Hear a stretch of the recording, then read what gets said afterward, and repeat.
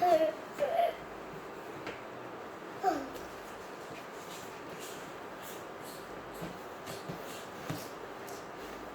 वो आपका क्या है?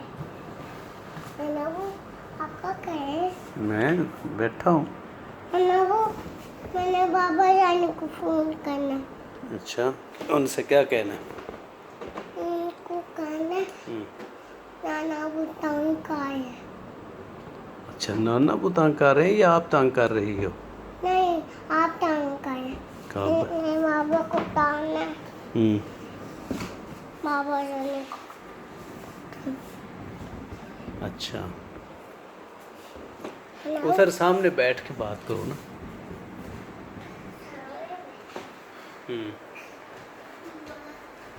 तो करो फोन अपने पापा को। बाबा करो।